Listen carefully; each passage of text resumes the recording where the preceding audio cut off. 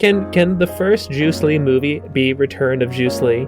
Yes, absolutely. Absolutely. Can we Backstreet Boys it? Backstreet's back? Either Return of Juice Lee or Revenge of Juice Lee. Revenge.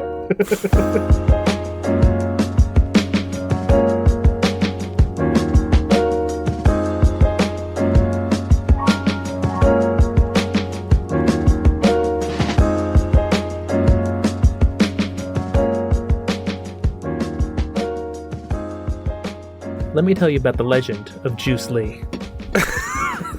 I knew this was coming.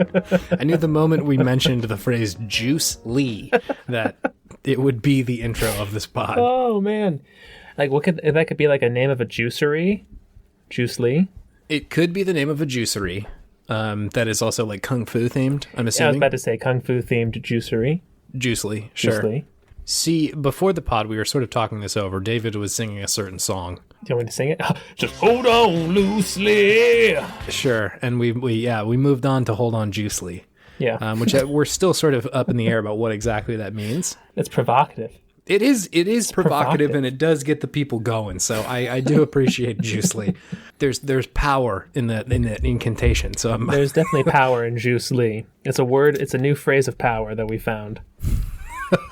What exactly its magical effect is, we don't know yet, but we'll find out. We dove into a cave, and there was some words on the walls sort of whispering, oh, Juicely. And then Juicely.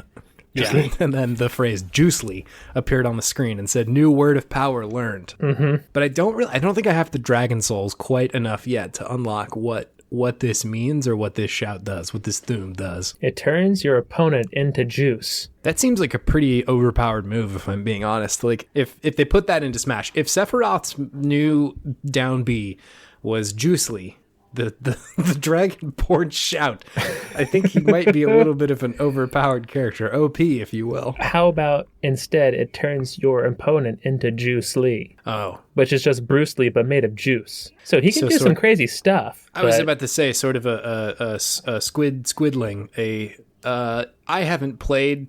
Oh my god! A squidling? What is the name of that game? My brain just broke. Oh my god! Now you made it leave my head. It's not Spelunky, which is what I want to call it. Splatoon. Splatoon. Thank you, David. Spelunky. You're not. Yeah, it's sort of a squidling. I sound like a fucking video game boomer, dude.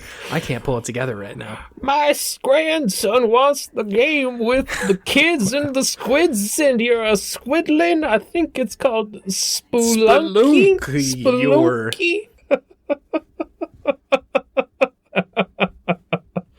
Oh no.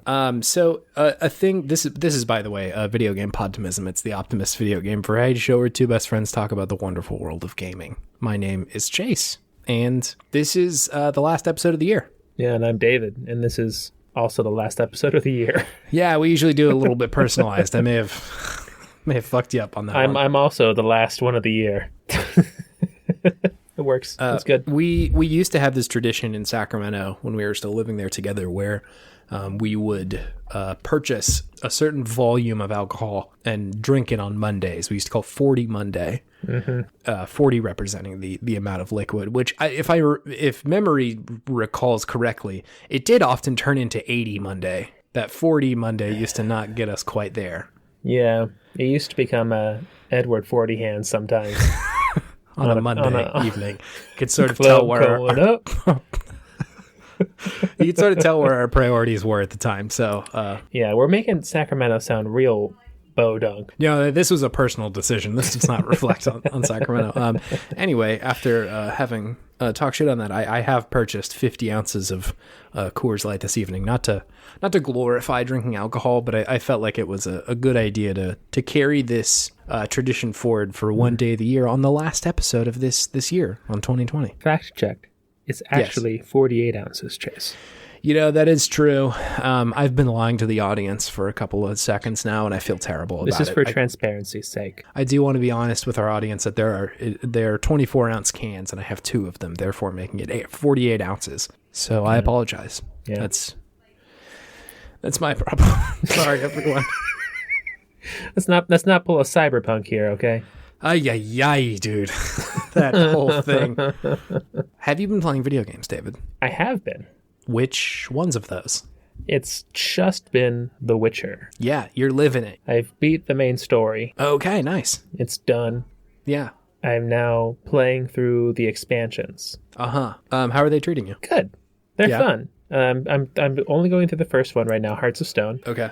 Some creepy shit going on with this guy, Gaunter O'Dim, Mr. Mira, some sort of demon, genie type thing.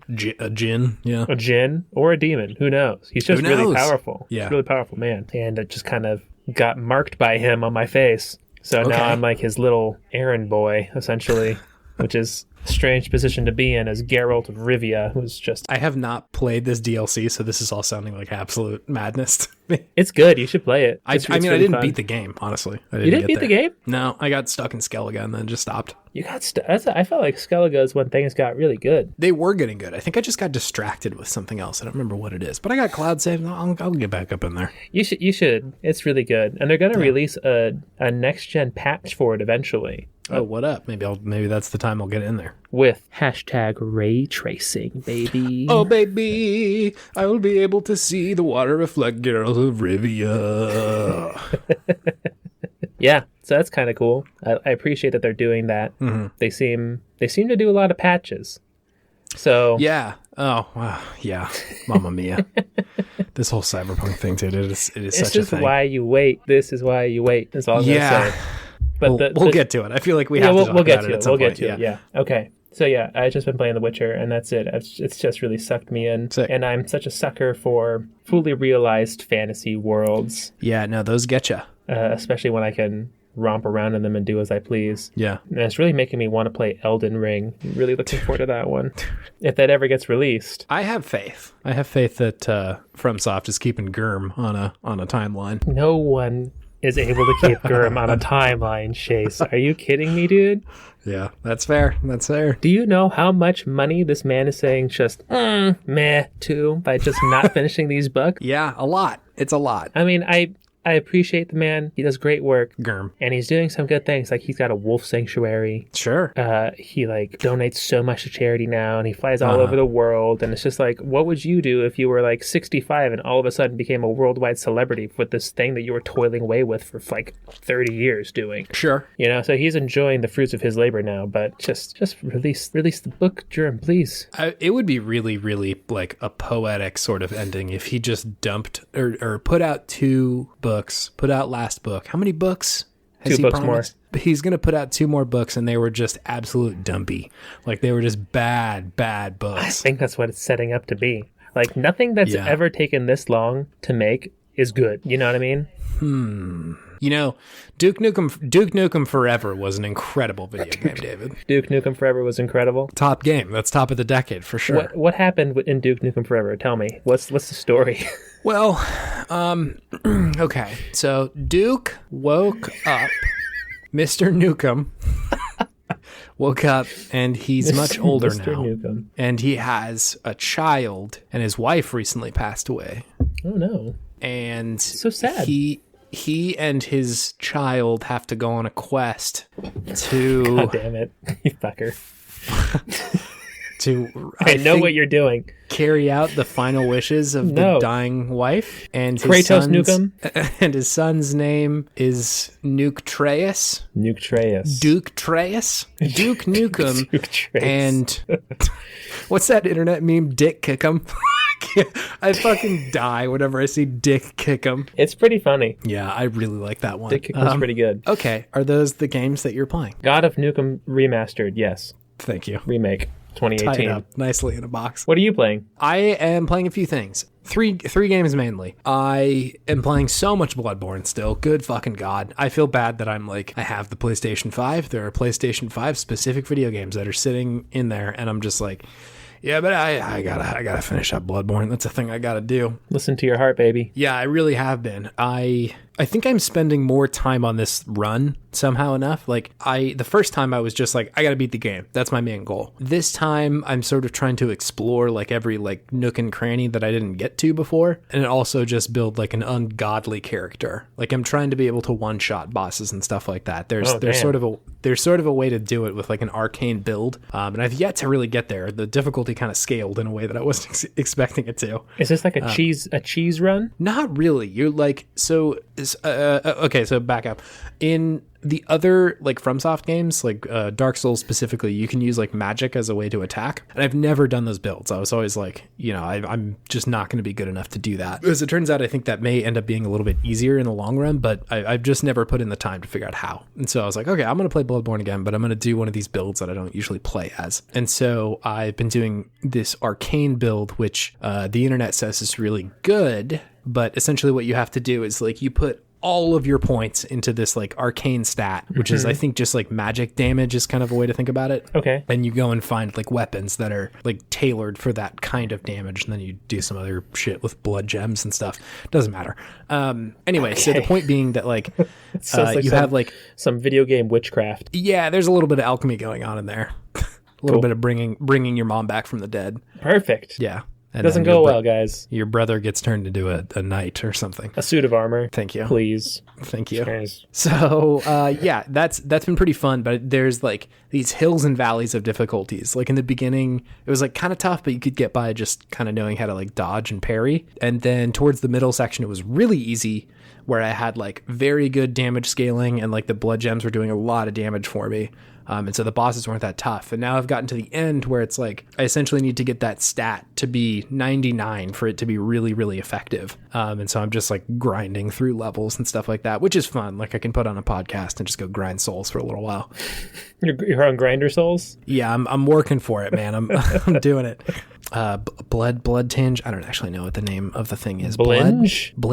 It's not souls in Bloodborne, and there's going to be some Bloodborne fans who are going to come for me if I don't correct that record. Oh, I have no idea. I should. I play the game.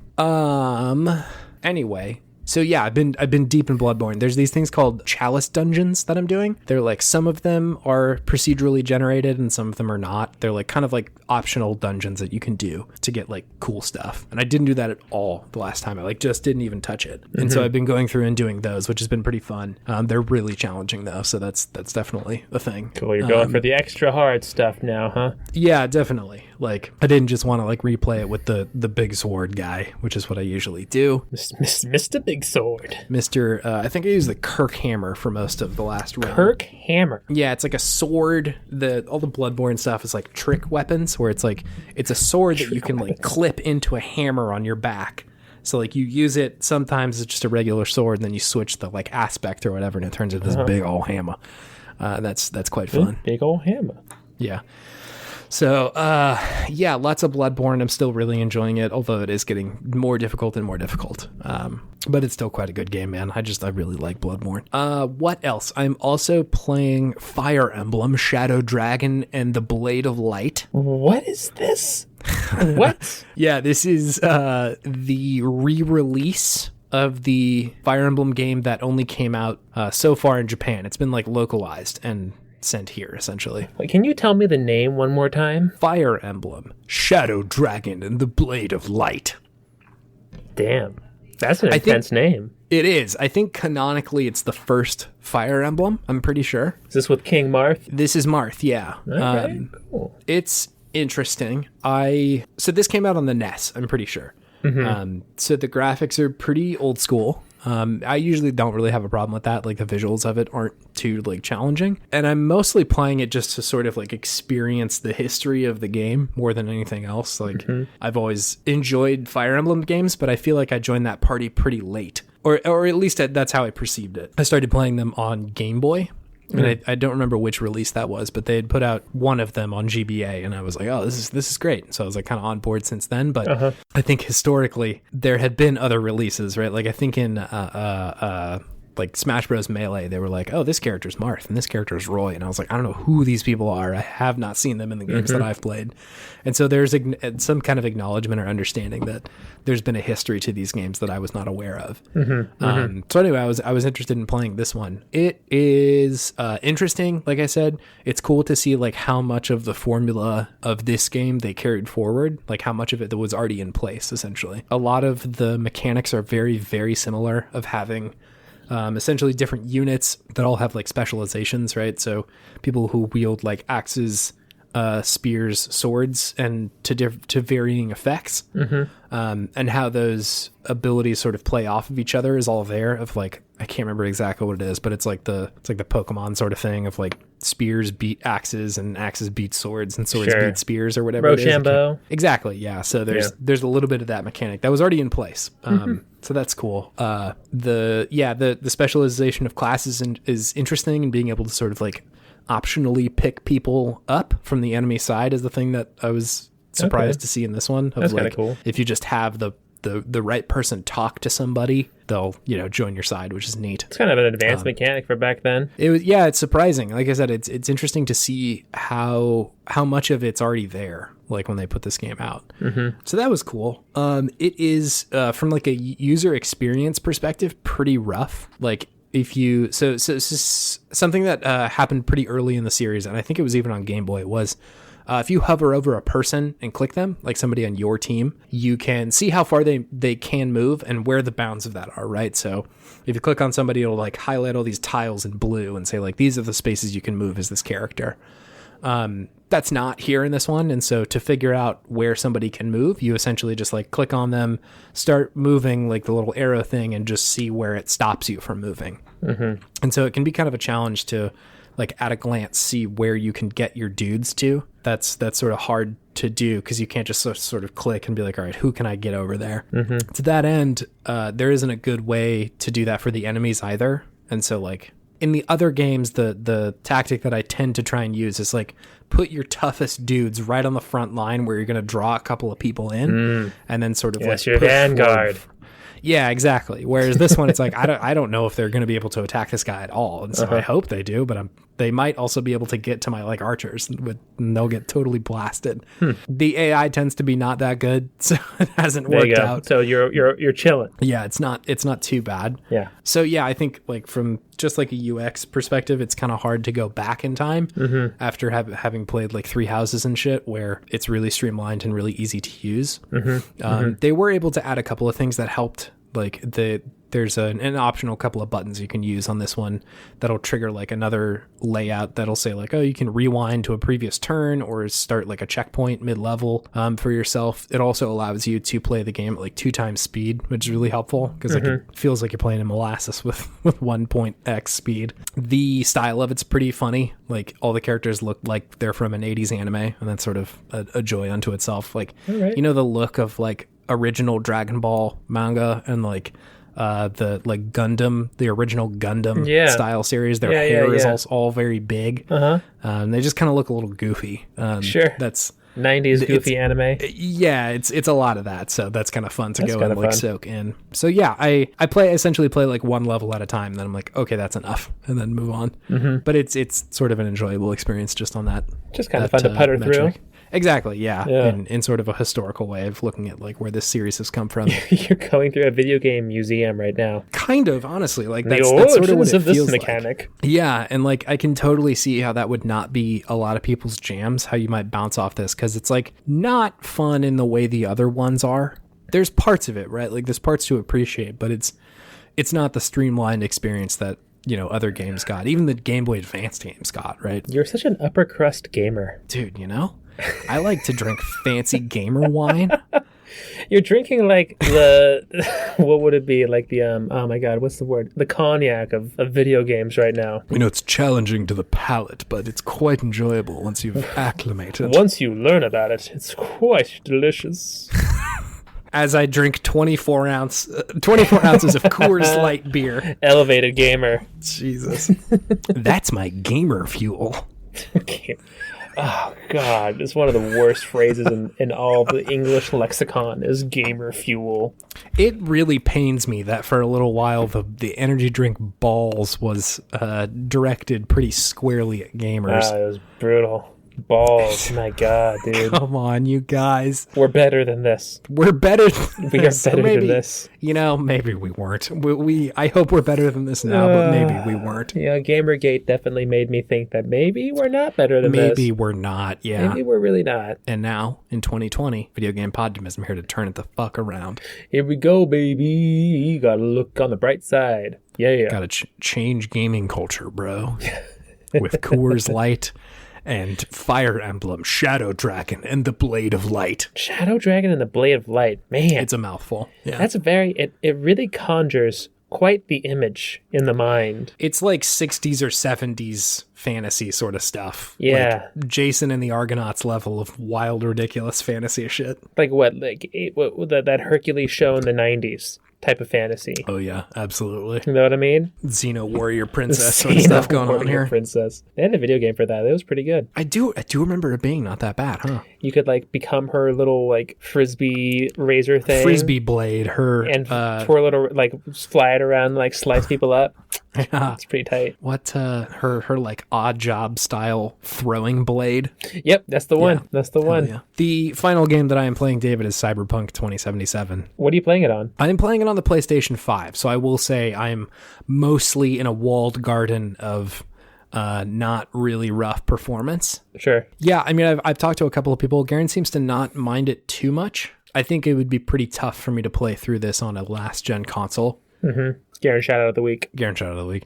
I have weird feelings about this. I like really genuinely don't want to be like harp on this company because like the internet's doing a great job of shitting all over this company. I really don't want to add to that sort of dumpster fire. Uh-huh. I think releasing it on PlayStation 5, totally fine. Runs okay. There's some crashes, right? Like that's happened to me, I think, twice now in the time that I've played it. And like, yeah, it's frustrating, but I sort of get that, right? Like it's a, day one thing. It's a huge game. I've had that happen in other games and I haven't, totally made a big deal out of it. Mm-hmm. Same thing with PC. It seems to run pretty well if you have like a beefy enough rig. I do think it's sort of a wild decision to put it out on last gen consoles, sort of knowing the performance that it was having. Yeah. And not in ways that I'm like, I don't know. I usually don't have that big of a problem with like this level of performance stuff, but like, I've seen a bunch of videos and like a bunch of people's experiences with it, and it does look really, really rough, right? Like it's dipping into like 18 frames a second, and like the texture pop-ins are really rough, and like that sort of stuff is pretty wild. But yeah, I think, they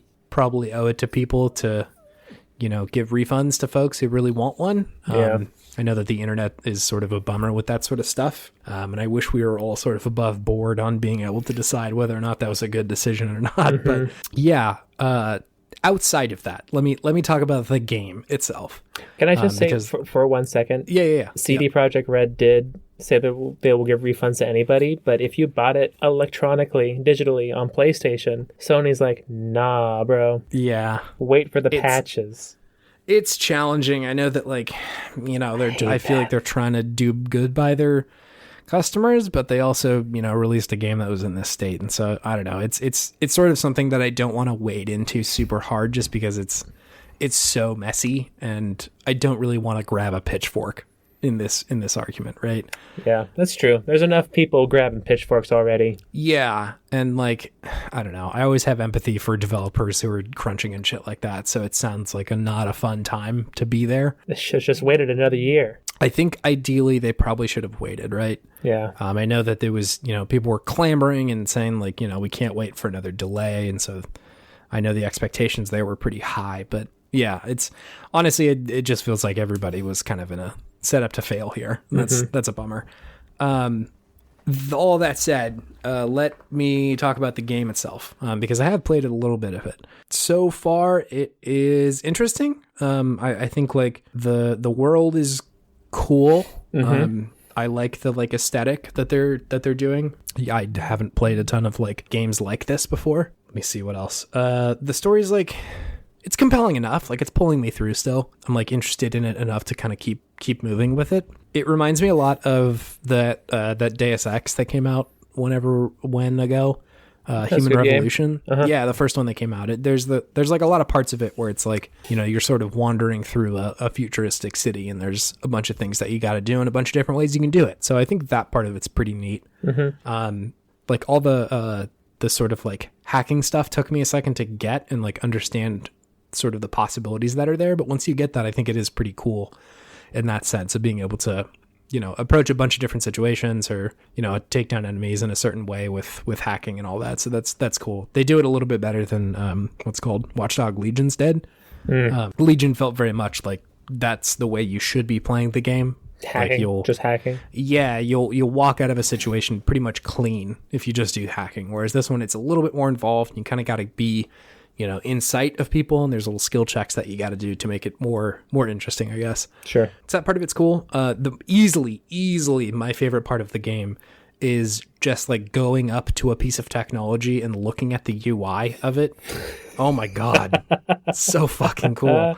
UI nerd. Pretty much, man. Yeah. Like any new car that I'll get into, they all have different like dashboards.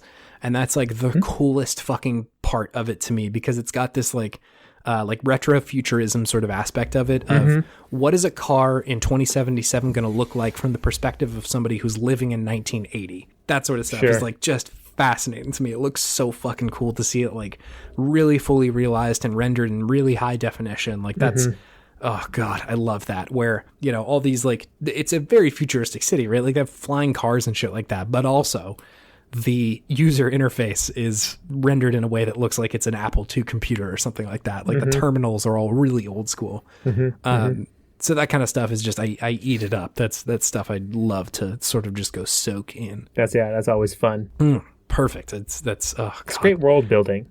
Yeah, because it's world building without even saying anything. It just presents it to you. Yeah, visually sort of communicates a lot without having to say too much. I like that. The stealth sections can be kind of rough at first. Like the learning curve of that was really hard to get over. That was kind of a hump that I had to figure out in a specific part of the game. There was this really interesting scene that happened like recently. And so I guess like minor spoilers, there's like one mission that you go on that I'm going to talk about.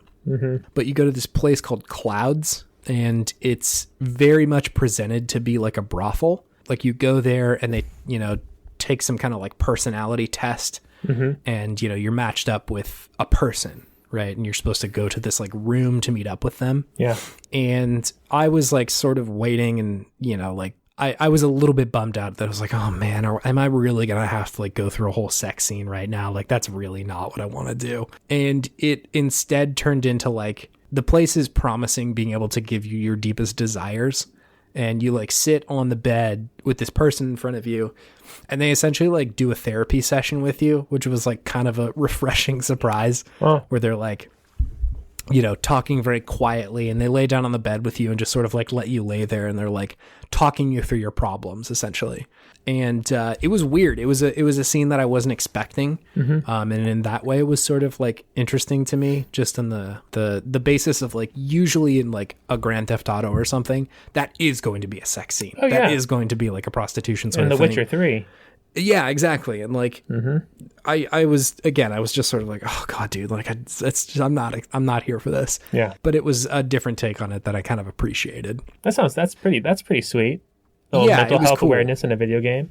A little bit. Yeah. I think it undercut itself a little bit in the moment after that, because you essentially say your quote unquote safe word, which turns the sort of like thing off.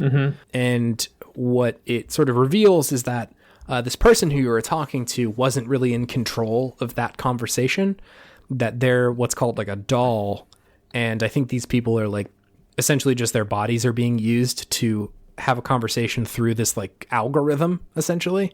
Like a computer was talking to you in that instance.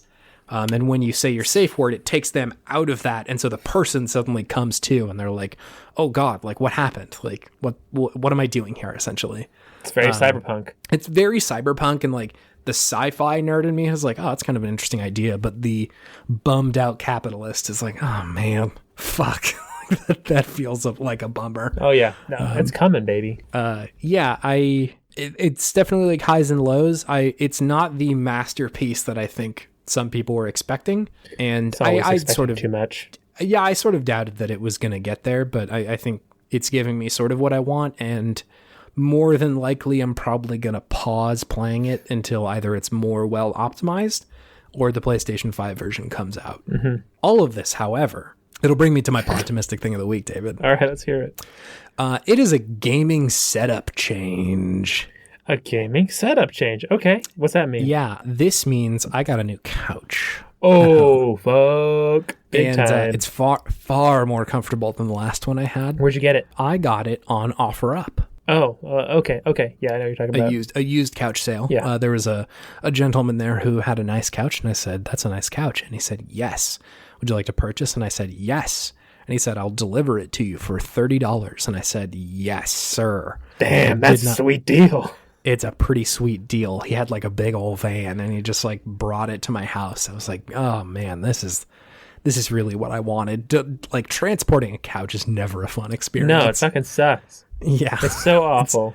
It inevitably turns into quite a few trips or one very precarious trip. It just feels bad. Always feels bad. There's always like an open door, or the trunk is just sort of hanging open on the freeway or something. Yeah, there's some sort of bungee cord or rope involved, and you're just praying that you secured it right. You know? Yeah, correct. Things that I don't normally trust, or or things that I have to tie together it's precarious. I have to trust my own knot skills. I wasn't a Boy Scout. I don't know how to do these things. No, dude, I'm an indoor kid. I make a podcast about video games. I don't know how the fuck to tie a couch. If you ask me the history of the console wars, I got you. But tying a knot? Nah. I don't know about all that. So anyway, I got a new couch, and the gaming setup is born again. Oh, I get it. It got a big old chaise lounge. Ooh, that I can put my body on. Oh yeah. It also has a very good like non-chaise section. I always feel like when you have a sectional like that, the chaise lounge is the place to be. That's VIP zone. This one's comfortable in other spots, and so I can really like game it up in a bunch of different positions. So you're not just in the chase lounge. I'm not in the well, the whole thing at this point is the chase lounge. Oh, I know. So yeah, just a nice little switch up to get your game right was a big deal for me. Oh, I get it. And this would include for me like a new TV or preach, baby. Good stuff.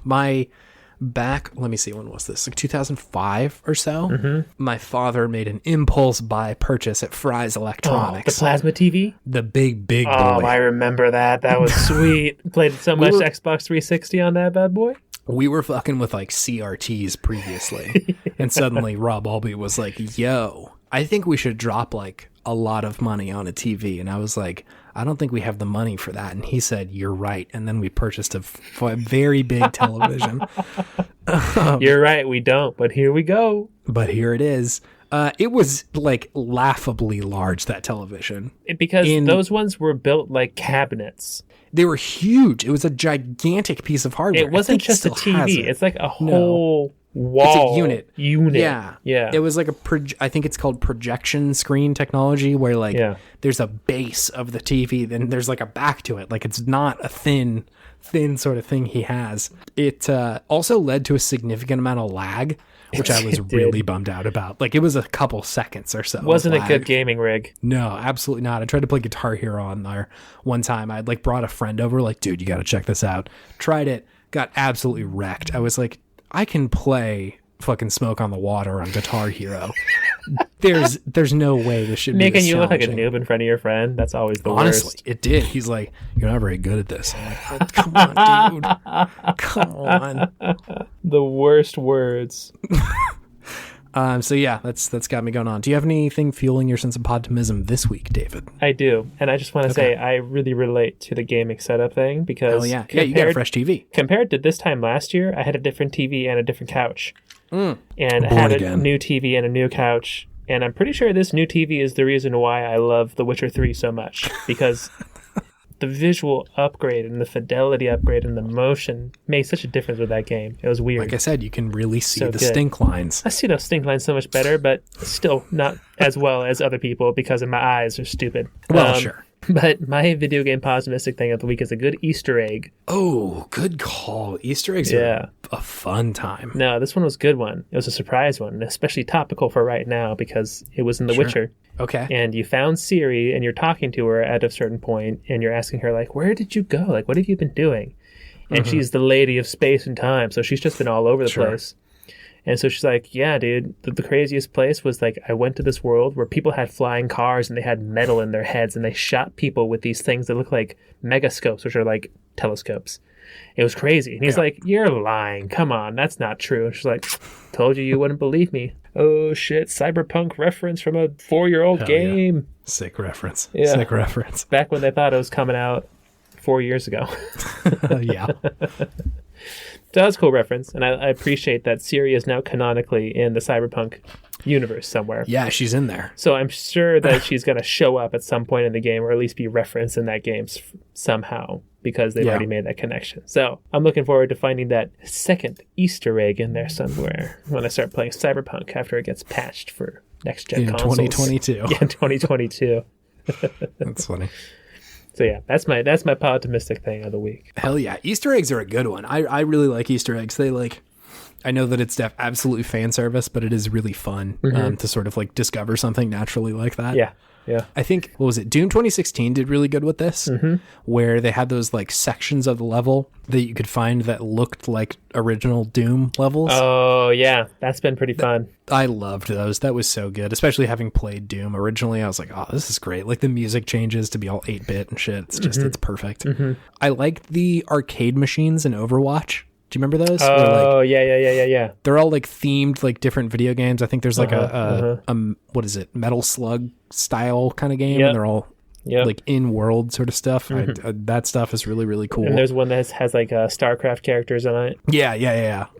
Perfect. I know Ratchet and Clank and Jack and Daxter always had Easter eggs of each other's games in them. I can't remember something specifically though. Yeah, they were like nods to one another. I thought that was always cool. I know that there's like one of those Viking helmets in Doom 2016, or not the Viking ones, but the Skyrim dude helmet, the one with like the horn-looking things on the end of it. The Dovahkiin helmet. Those are great. I feel like games specifically have a really, really large amount of Easter eggs because you can kind of hide them. It's just so easy to put them in there.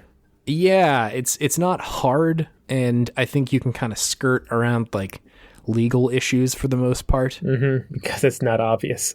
Yeah, no, exactly. It's not obvious. I think Nintendo has a lot of these too. Like I think in Ocarina you're able to like see portraits of Mario and Luigi if you like look up in the courtyard that you go to, like to go talk to Zelda for the first time. That's a fun one. Oh, you know it's a really great Easter egg? Probably one of the best Easter eggs I've ever experienced. Just Cause 2. Yeah. If you fly a plane to a secluded island in like the upper left-hand corner of the map, all of a sudden your plane will just explode for no reason. Yeah, I think you've told me about this. And you'll crash on the island. And there will be a smoke monster that chases you around.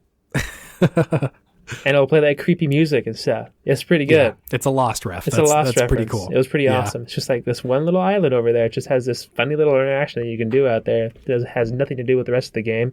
Yeah. You don't really do anything else there, but it's just a nice little aside to Lost. It was fun. Yeah. Oh, I think definitely one of my favorite Easter eggs is the Hadouken in Mega Man X, where if you get like every single collectible, like every tank, every weapon, every armor upgrade, and then do this like really specific thing at the end of Armored Armadillo's level, then you can like find the final Dr. Light upgrade, which is a Hadouken, which I think kills any boss in one hit. Whoa. It's just so fucking cool. That's like cool. you had to do so many things to do that, and you have to do the input, right? Like you have to do the quarter circle forward B or A or whatever it is to do it. Smart. Oh god, I love that. I love Mega Man X, dude. Plus the song on Armored Armadillo rips. Oh my god! Can I get a little taste of it right now? Can you sing it? Oh god, I almost did Spark Mandrill. Fucking scrub. I would have known. Would you? Don't you Google it? Okay. Give it to me off the dome. Then you can Google it, and then we'll compare. All I can think of is Spark Mandrill, David. Armored Armadillo, Chase. Okay. Let me get in the zone. Clear your mind. Armored Armadillo is. Let's hear it.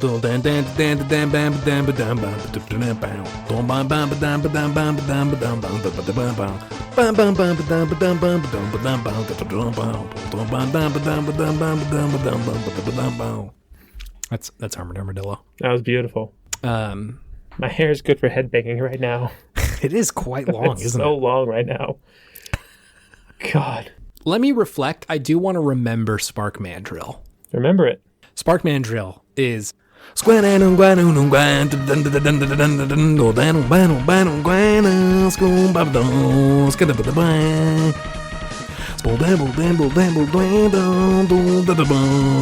Bridge.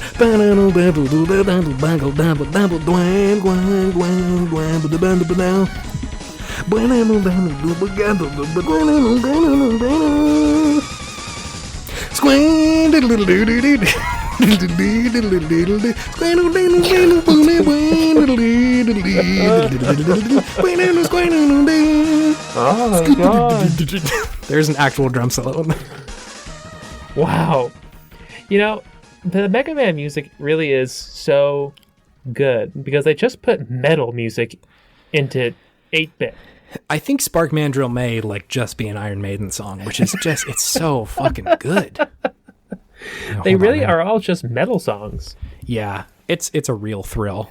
That double bass. That's what I'm saying. They're like triplets that the guitar is playing.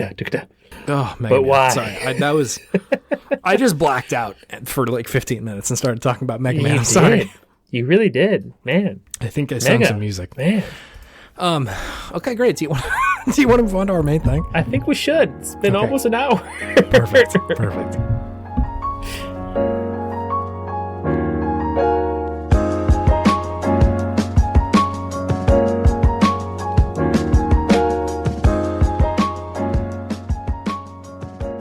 So it's the last episode of the year. Yes, it is. It's time for reflection. It's time for a little bit of navel gazing. Oh, perfect. That's what I love the Talking most. about our past, present, and future. It's a Scrooge-like episode. Scrooging it. The ghost of video games past. Mm-hmm. So we just got a couple of little roundup questions here. We're gonna talk through them. And Yeah, we're gonna talk through it just like Chase talked through his emotions with that corporate artificial intelligence in Cyberpunk.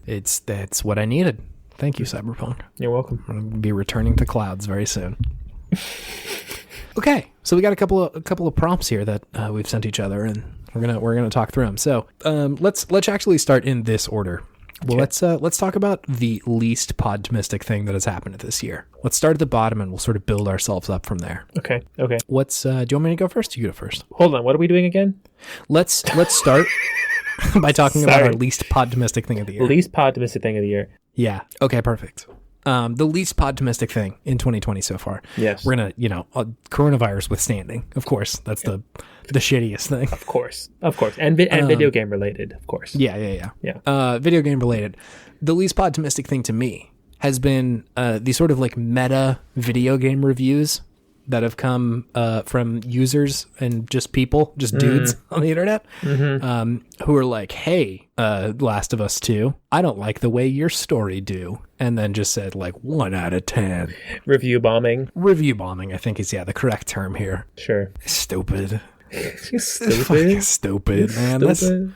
It don't need to be like that. They really don't. Yeah, I feel like it's a pretty wild response to like respond to video games in that way. I think typically if I don't enjoy a game, like maybe, you and I'll talk about it here, but for the most part, I just sort of like stop playing it. Yeah. People take it very personally nowadays when a game is bad, and I don't quite understand it. I genuinely don't either. I'm usually befuddled by that response. I like genuinely don't understand why people do that.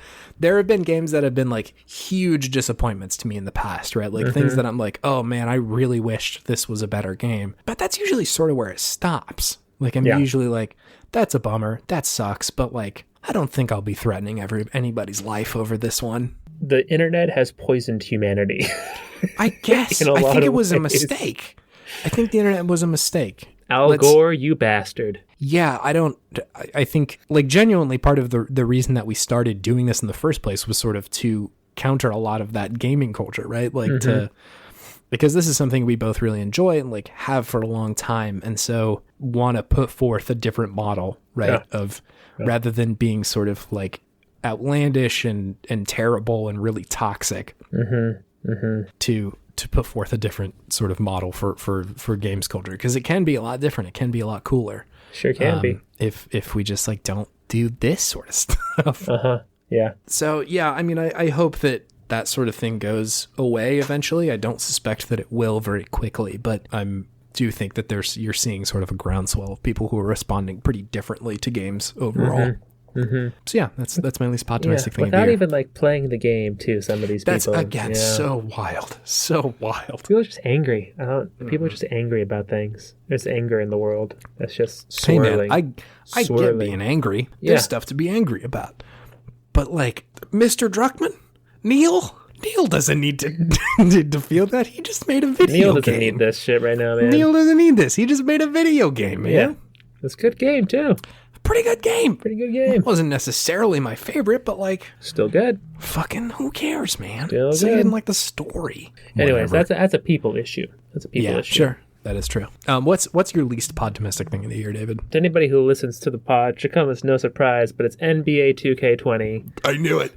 I knew it was gonna be this. Trying to make me a fucking Dr. Dre shill is so upsetting. It was so upsetting. God, yeah. This was like this should have been like in Cyberpunk as a cautionary tale of capitalism gone too far.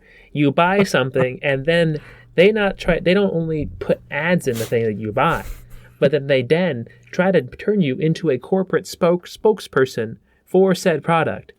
Absurd, sir. Absolutely bananas. Absurd. My goodness. All of the developers who work on this game should feel bad about themselves. I'm going to come and find you and hurt you. Wait. And now I'm just going to be so mad and I'm going to destroy your lives and your families. No. No, that was just a joke, everybody.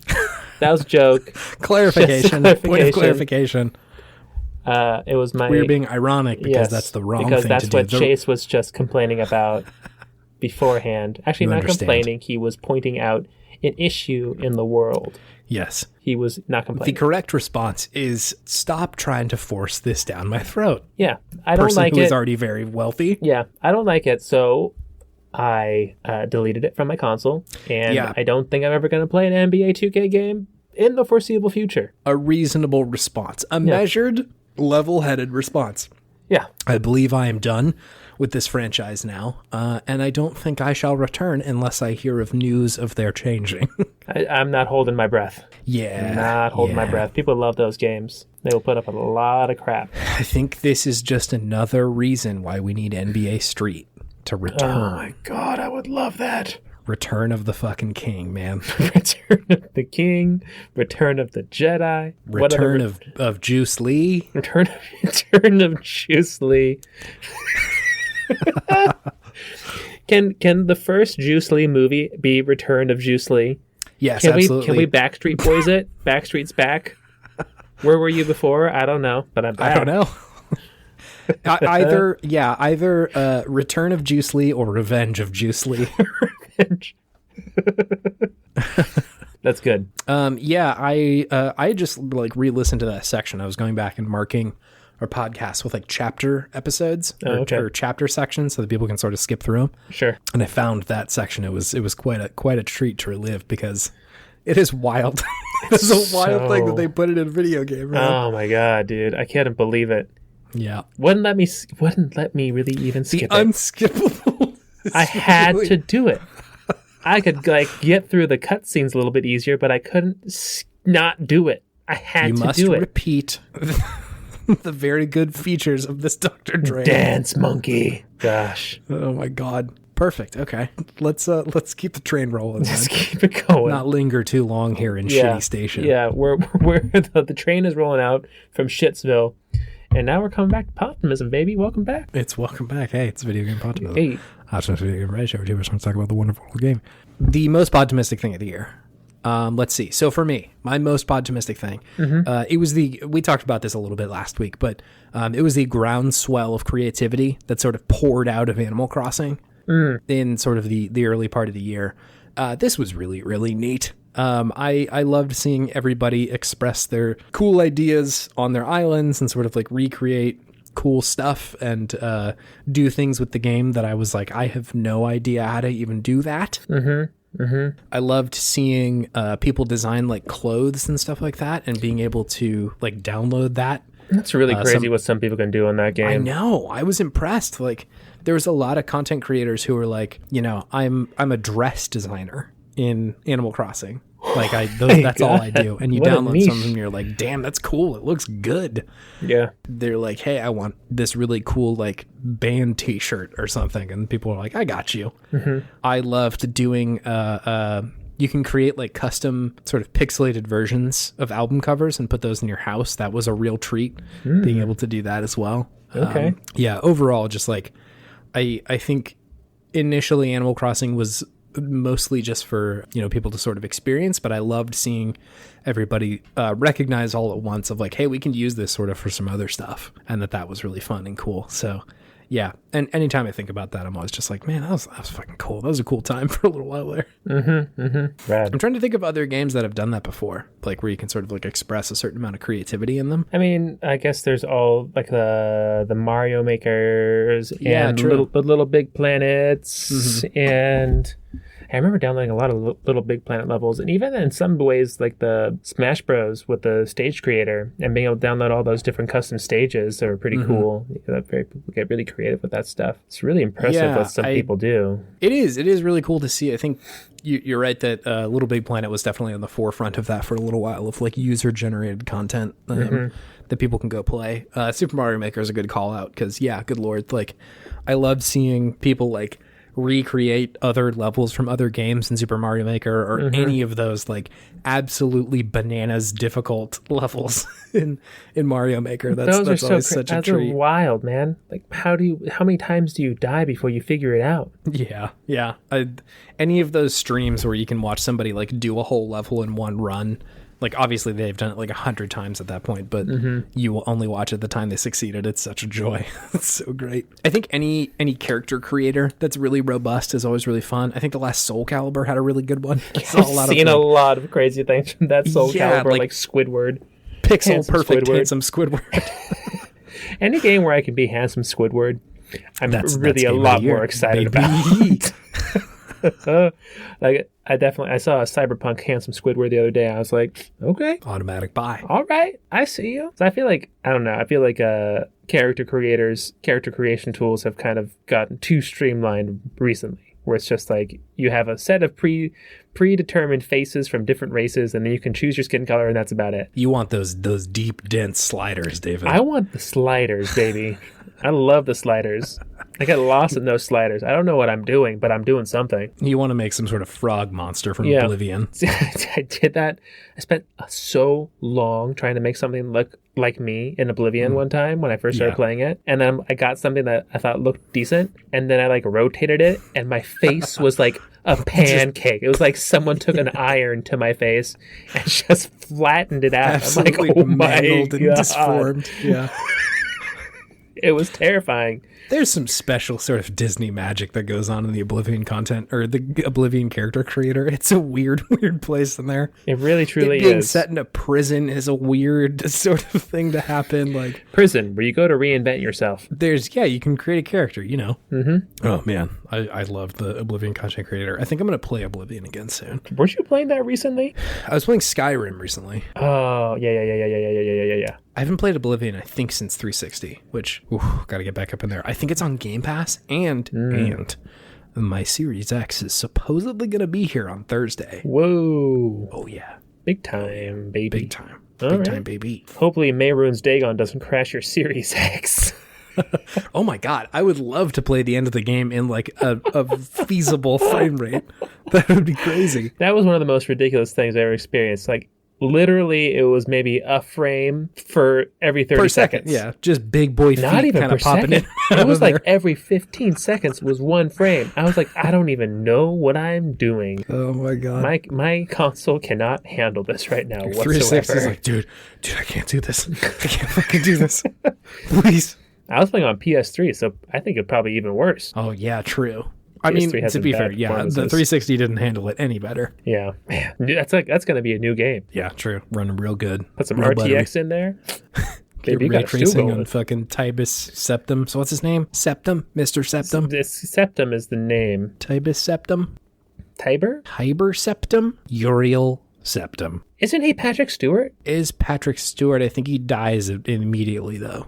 But wasn't that like a fake and he comes back as a dragon? You know, I may just not be remembering.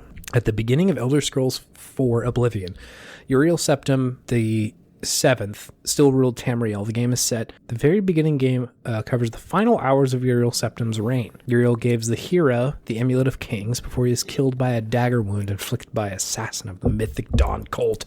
I fucking love Oblivion. That sentence that just came out of my mouth is so cool. It's pretty so good. Cool. Oh my God. The Emperor, having heard of recent assassinations of his other sons, was attempting to make his escape through a network of passages. Blah, blah, blah. I think he just died. So who comes back as a dragon? It's like one of his, like a secret son? Illegitimate son, Martin, briefly became emperor and the 22nd official emperor before sacrificing himself to save Tamriel during the Oblivion crisis. He became a dragon. He did. Yes, no, Martin Septum turned into like a big fire dragon. Yeah, and he battled Mehrunes Dagon. Oh my God, I'm going to play Oblivion again. This game is so good. It's a very different vibe than Skyrim. It's deeply, deeply fantasy. There's like just a rich vein of fantasy in that one, whereas Skyrim is like dragons and dwarves. I think Skyrim is a little bit more Lord of the Rings, and I think Oblivion's like more Jason and the Argonauts. A real Jason and the Argonauts heavy episode we got going on here. Sure is. That's a good ep. Okay, David. Proudest gaming moment of the year. No, I didn't do my most podtimistic thing of the year yet, Chase. Did you not? No. What was mine? Yours was Animal Crossing. Animal Crossing. We haven't done yours. Tell me yours, dude. Yeah. Mine was playing Divinity 1 and 2 with Mallory. Oh, yeah. Hell yeah, dude. That was good times. I also really have a similarly very soft-hearted answer for one of mine.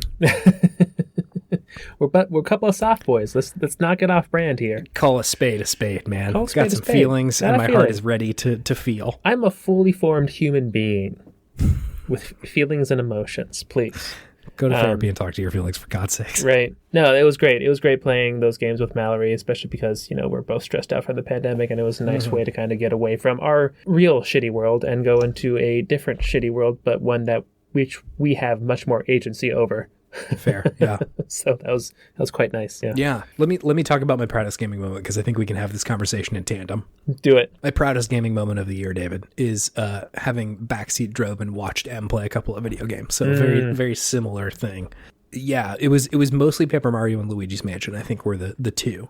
It's it's always a joy for me to watch people play video games, and especially people who aren't your typical gamer. Why do you always say it like that? I don't know. Do you even mean to say it that way?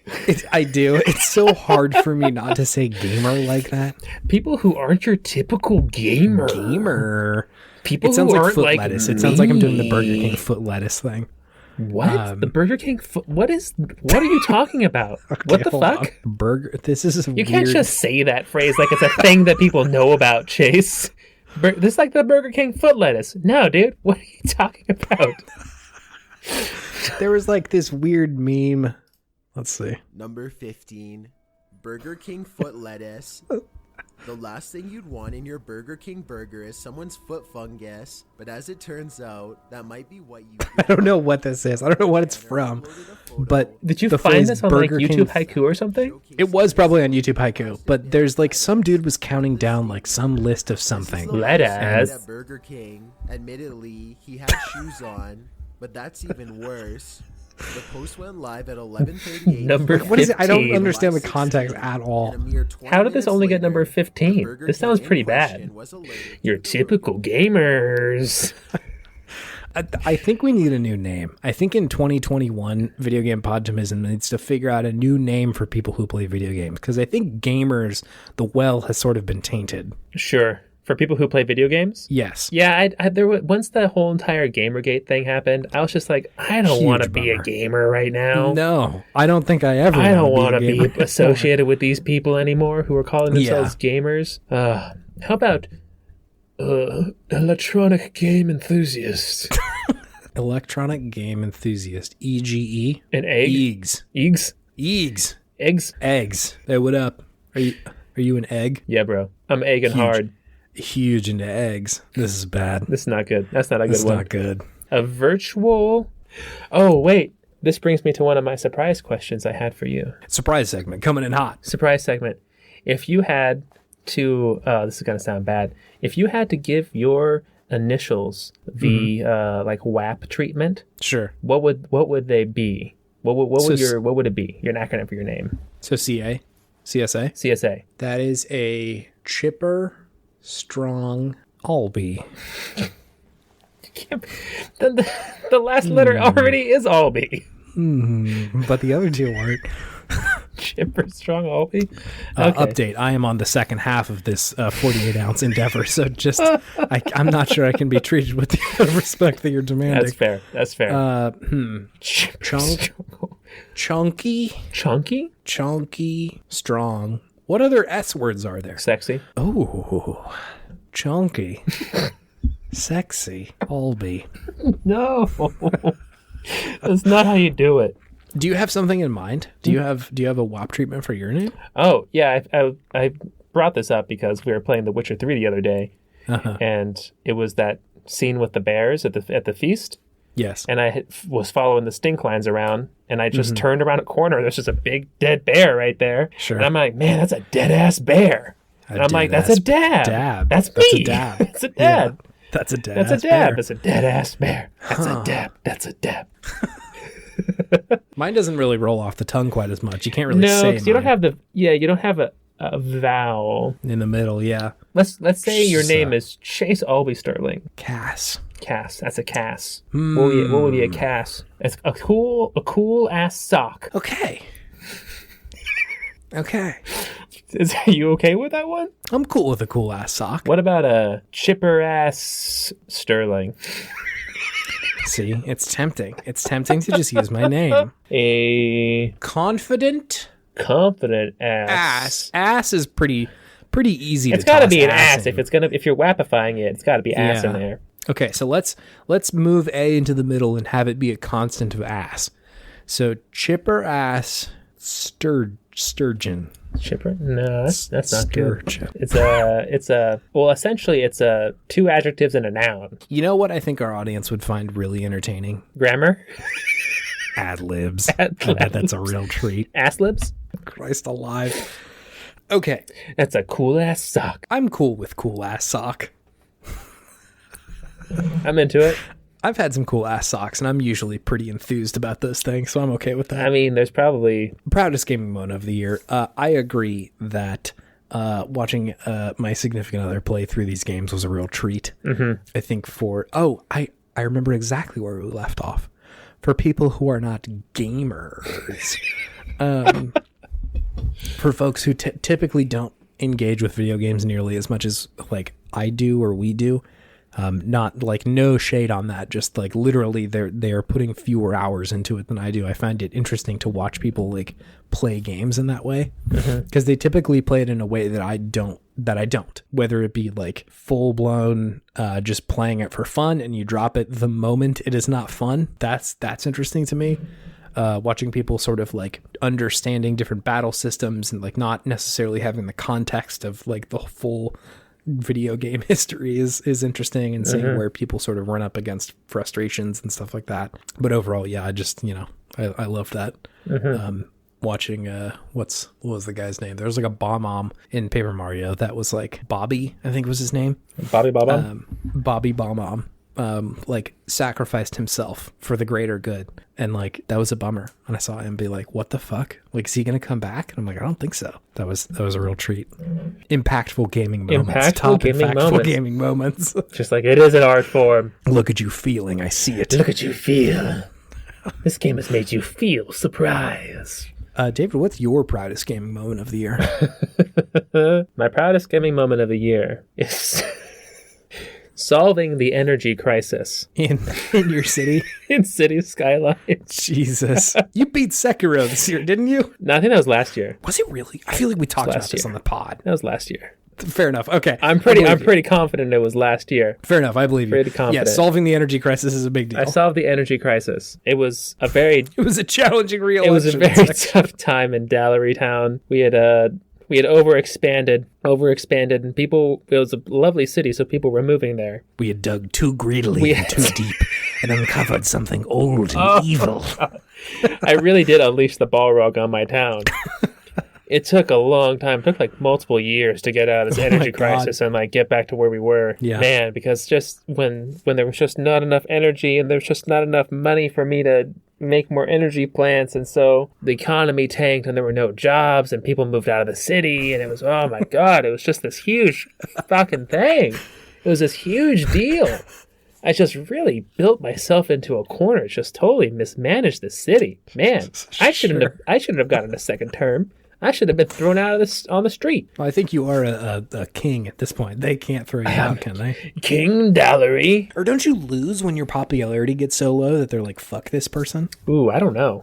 I don't know if you can lose that. If I didn't lose the game at that point, I should have. I should have lost. They should have unelected me. Or I should have been real close because, man, that was bad. Like, a good 80% of the city was without power for an extended period of time. And people were getting pissed because there was like trash piled up. There were like dead people just like in their homes, just not getting taken out. So like, I got to spend all my money on making more energy plants for you assholes. There's no money to take dead people away. Sorry. Man. You've turned into like the dark ages of England. There's just dead bodies dying from the plague and littering the streets. But when we got out of that energy crisis, things went gangbusters, baby.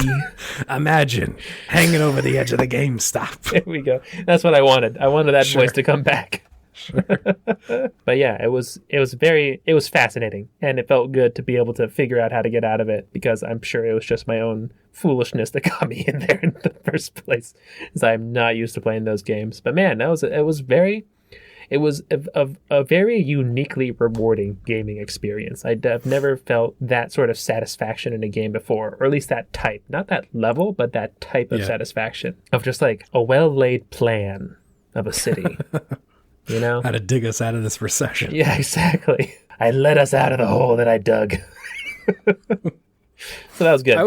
I find it really fascinating when there are games where, like City Skylines, where you can describe to me what happened in your game, and I could, if I didn't know, I wouldn't be able to clock it that you were talking about a video game.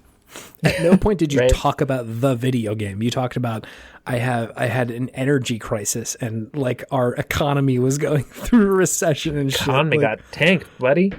It's fascinating. The schools were empty. There were no kids.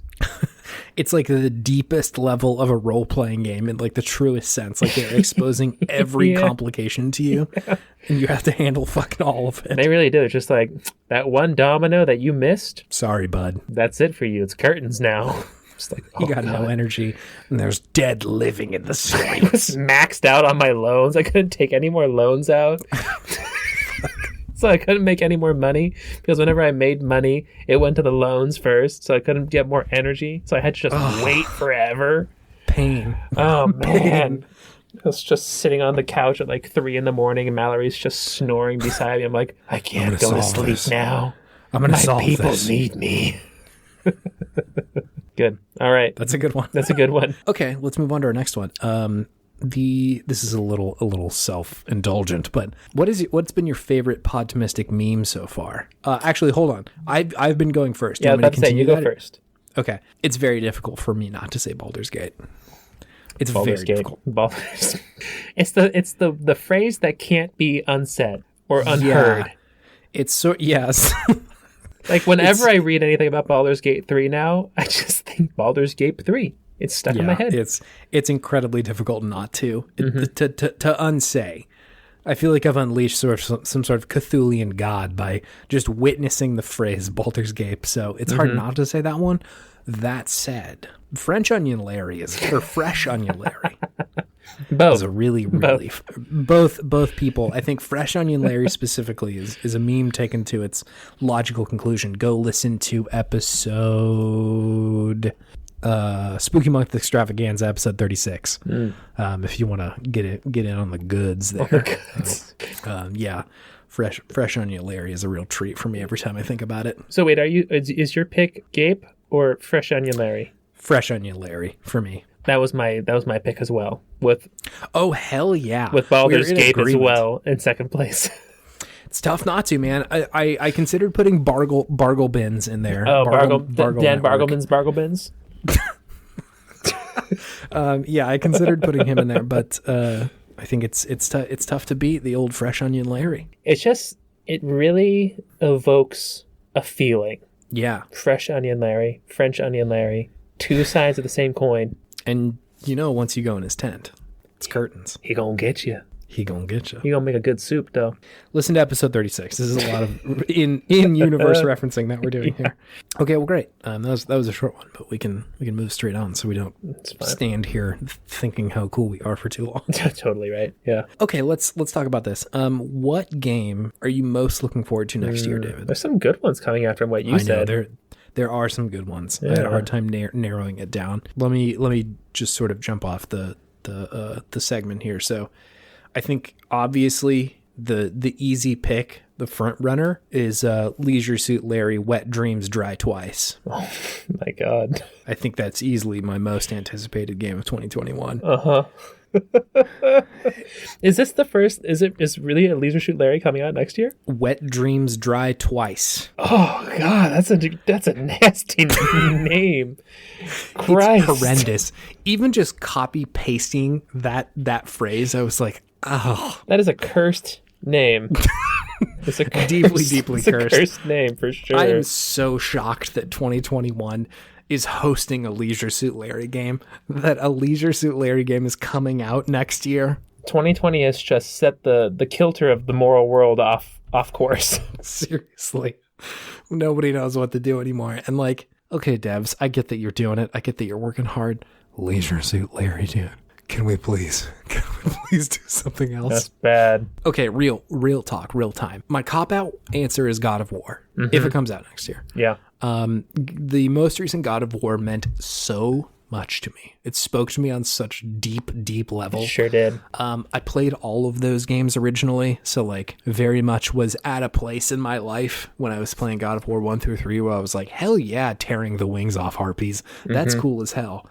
And then once I have played this most recent one, I'm like, dad feels. I get it, dude. Also having a big, brash, bearded dad myself, I sort of understand this game, I think, a little bit more. So, yeah, that said, I think there's a couple of things I could also talk about. Breath of the Wild 2. Oh, yeah. How do you even follow that game up? Like, even if it's just more of the same, I'm so down. Yeah, I think it wouldn't be nearly the splash that the last one was, right? Like this like sort of revolution in gaming, but even if it was just more of the same, I'd be like, okay, great, yeah, that's more good game. Yeah, I'm more just interested in like how do you follow up something so good? And like, when after they had a similar sort of splash with like Ocarina on N64, they followed it up with Majora's Mask, which was like such a departure and such like a flip on the formula that they had before, and I think stands the test of time a little bit better than Ocarina. Like it's more interesting from a game design perspective. I think Ocarina may be a better game, but like Majora was like really swinging for the fences there, so I'm really interested to see like what they follow up with. The game Sable, I don't know if you've seen this or not, but it like looks like a Studio Ghibli movie where you're just like exploring this like ruined world. There's a lot of games like that coming out next year where it's like, it's the post-apocalypse, go take a picture or go wander around or something. And I'm like, I'm here for all of those. The optimistic post-apocalypse is a nice place to sort of be. Yeah. And a couple others just real easy. If Silk Song comes out next year, that's my most anticipated. Depends on if it comes out, but good fucking God, I want to play that game. Elden Ring. That is never coming out. It's never coming out, but I really hope it does next year. It's not next year, dude. It's probably not. They're still making the story. Yeah. Fuck.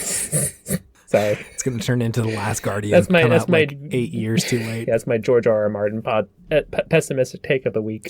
Sure. Never trust George. It's true. It's a good bet. Never trust George. And then I think the last thing that I'll mention here, there's a bunch of games coming out, so I can't possibly mention them all, but I am really excited for that game Cyber Shadow that like just announced, like they talked about it this morning. That Yacht Club Games, the folks who did who did Shovel Knight? Shovel Knight. Yeah, they're making like a Ninja Gaiden looking thing, like a side scrolling. Shovel Knight was real good. Shovel Knight was very good, so I have a lot of faith in them making another game. Yeah, they're doing like this like kind of futuristic Ninja Gaiden looking thing, and I liked The Messenger a lot, so which is sort of like in the same realm. Messenger was good. Yeah, so I'm hoping there's some similar DNA going on there. Cool, very nice. Yeah. What are you looking forward to next year, David? I mean, the first three you mentioned, Breath of the Wild 2, God of War 2, Silk Song. I would say I'm excited for those, but I haven't seen any footage from them, so it's hard to get like hype. Sure, yeah. But maybe it's recency bias, but man, that Nier Replicant trailer got me going, dude. It got me hyped. The music, I didn't know that it was going to be a remaster or a remake instead of a remaster, because they're totally redoing all the combat, because that wasn't the combat that they did for the first one. They're just taking the combat from Nier Automata and putting into this game that came out a long time ago, which is actually the prequel to Nier Automata. So I'm super excited for that one now, because I didn't want to have to deal with like old ass gameplay. No, yeah. It makes it painful to go back. But now that I'm seeing there's just going to be more Nier Automata goodness with that sweet, sweet soundtrack. Oh, baby, I'm ready. I think I need to commit to something, David. What is it? By the time that we come back for season 2, section 2, year 2, whatever it may be of Video Game Podtimism, that I will have played a lot of Nier Automata. Merry Christmas. Merry Christmas. Yeah, I need to get up in there. It's real good. Yeah. I want to be in the society. The thinking man weebs. The thinking man the thinking man's weeb. The thinking weeb society. Yeah. That's a smart ass weeb. That's a saw. Ooh, that's a strong one. Bone saw is ready. Weeb saw is ready. Weeb saw. That's pretty good. Okay, hold on. What does SAW stand for? Smart ass the weeb. Society of Weebs? No, that's a smart ass weeb. Smart ass weeb. The bona fide. This is for bone. This is for bone. Beautiful, opulent, nebulous, exclusive. Smart ass weebs. Society of Weebs. Society of Weebs. This is going to take some workshopping, but we can make bone saw work. The League of Extraordinary Weebs. Painful. This is so painful. We need to move on. We need to end this before this gets out of hand. That's absolutely true. Yeah, let's get the fuck out of here. All right. That's enough questions. Yeah, we're done.